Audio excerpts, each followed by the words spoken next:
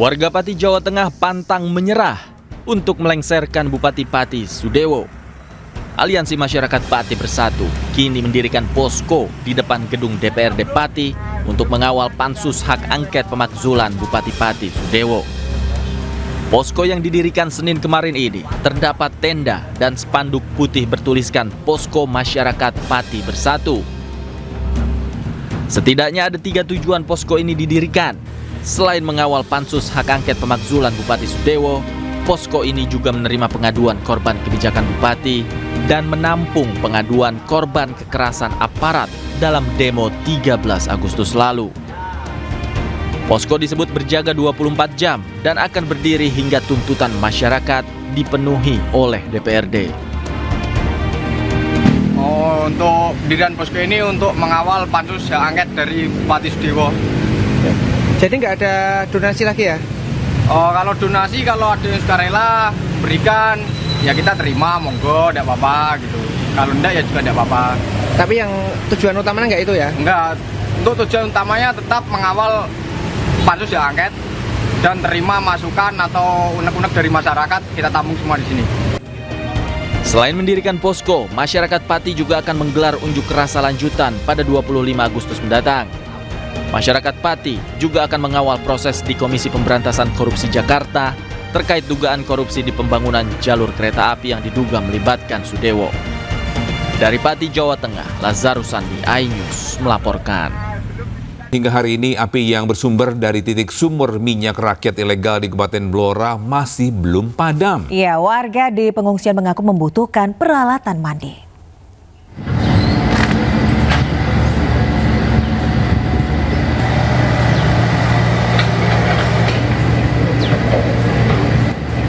Hingga hari ketiga, kebakaran yang berasal dari titik sumur rakyat ilegal di Duku Gendono, Desa Gandu, Kecamatan Bogorejo, Kabupaten Blora, Jawa Tengah masih belum padam.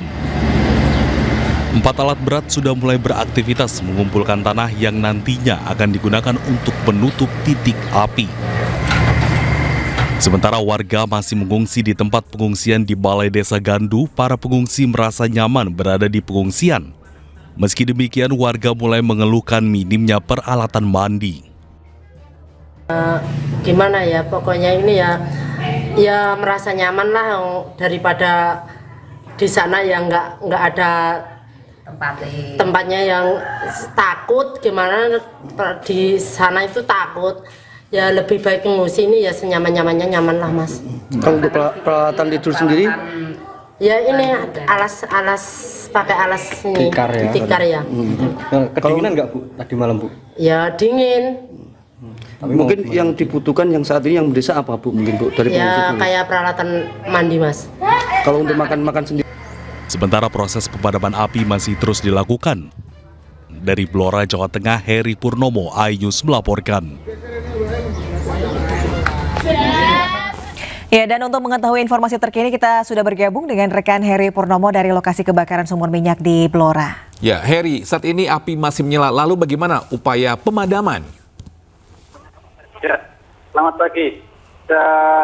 Kami laporkan, hingga saat ini petugas pemadam kebakaran yang tergabung dari Pertamina, dari BPBD, dari Satpol PP, masih saja berusaha mengupayakan untuk memadamkan api. Di hari ini ada 4 alat berat yang masih bekerja untuk menutup, mentanggul, mengelilingi api agar api tidak menyebar kemana-mana. Karena kemarin sore sempat api sampai menyebar ke sebelah. Namun oleh BPBD sudah ditanggulangi. Untuk sementara sampai dengan hari ini korban masih 3 orang. 2 orang masih dirawat di Rumah Sakit Sarjito karena masih mengalami luka terbakar serius. Kemudian yang di pengungsian saat ini dari Kemensos sudah memberikan bantuan logistik yaitu dengan kasur sehingga para pengungsi sudah nyaman untuk tidur dan nyenyak. Dan untuk pengobatan kemarin juga ada yang sudah mengalami batuk-batuk. Dari pihak kesehatan sudah memeriksa para pengungsi yang mengalami batuk dan panas. Dan untuk kemarin Pertamina sudah berusaha keras untuk bekerja sama dengan SDM dan PPSDM bagaimana cara mengatasi dan menutup sumur. Pertamina mengusulkan untuk capping atau menutup sumur sehingga nanti aliran searah. Nanti ketika api sudah padam, menurut Pertamina baru akan diadakan capping lagi agar api nanti tidak kemana-mana. Demikian, Deswita. Ya, rekan Heri, ini bagaimana terkait dengan radius untuk penjagaan api dan juga apakah api ini semakin membesar juga setiap harinya? Ya, menurut keterangan dari BPBD, api mulai hari pertama dan kedua ini memang sangat besar karena gasnya besar. Dan sekarang ini sudah mulai surut. BPBD kesulitan karena apa? Karena lokasi yang ada di titik sumurnya ini di Dukuh Gendono, Desa Gandu, Kabupaten Blora ini berada di pebukitan. Jadi jalan sulit, termasuk tempatnya jauh dari jangkauan, sehingga alat-alat berat yang akan digunakan untuk menuju ke sini terlalu sulit. Demikian. Baik. Ya, ini berarti salah satu kendala adalah akses untuk menuju lokasi titik api ya, yang menyulitkan dari petugas untuk memadamkan api yang cukup besar ini. Baik, terima kasih Heri Purnomo yang melaporkan langsung dari Blora, Jawa Tengah, dan selamat bertugas kembali. Ya, bisa kericuhan mewarnai pembubaran demo tolak kenaikan tarif pajak bumi dan bangunan di Bone, Sulawesi Selatan. Ya, polisi menangkap sejumlah peserta aksi.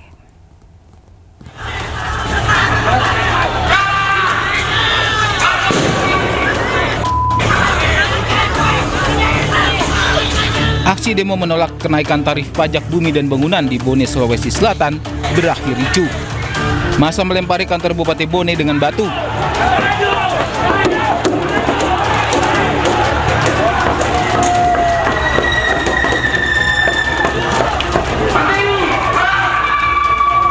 Petugas gabungan membubarkan massa aksi.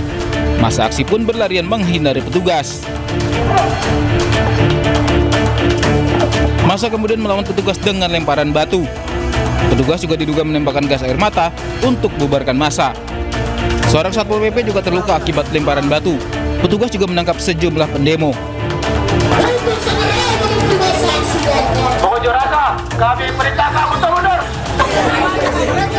Unjuk rasa tolak kenaikan PBB di Bone sudah memanas sejak siang. Unjuk rasa ribuan pemuda dan mahasiswa yang tergabung dalam Aliansi Rakyat Bone Bersatu di depan kantor Bupati Bone berlangsung ricuh. Massa melempari petugas pengamanan dengan air mineral, bahkan kawat duri yang dipasang diterobos oleh pendemo. Pendemo marah terkait kenaikan pajak bumi dan bangunan pedesaan dan perkotaan yang mencapai 300%. Dari Bone, Sulawesi Selatan, Bulan Sri Indramaya, iNews melaporkan. Usai aksi unjuk rasa penolakan kenaikan PBB berakhir ricuh, pemerintah Kabupaten Bone, Sulawesi Selatan membatalkan kenaikan PBB.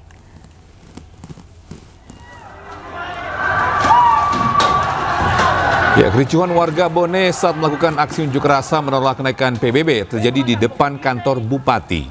Massa mendesak Bupati Bone Andi Asman Sulaiman untuk bertemu dengan para pendemo. Untuk meredam aksi massa yang berlangsung hingga tengah malam, pemerintah Kabupaten Bone pun membatalkan kenaikan PBB. Ya, keputusan ini diambil usai diskusi antara Pemkab Bone dan Kementerian Dalam Negeri. Dan hari ini setelah kita mencermati, berkomunikasi dengan berbagai pihak, termasuk dari Bapak Bupati, Bapak Wakil Bupati, dan termasuk dari Kementerian Dalam Negeri. Tadi kami sempat berkomunikasi dengan jajaran Kementerian Dalam Negeri. Akhirnya pimpinan menyampaikan kepada kami untuk menunda dan melakukan evaluasi secara total terkait dengan kenaikan, penyesuaian usulan tanah tersebut. Seperti itu. Jadi ke penyesuaian 65% yang sebelumnya ini pun ditunda dulu? ditunda. Kita akan kembali ke pagi sebelumnya, sehingga sampai hari ini insya Allah kita akan. Ke informasi selanjutnya, pemirsa, Barreskrim Polri akan mengumumkan hasil tes DNA mantan Gubernur Jawa Barat Ridwan Kamil dan selebgram Lisa Mariana. Ya, sampel DNA Ridwan Kamil dan Lisa Mariana telah diambil 7 Agustus lalu.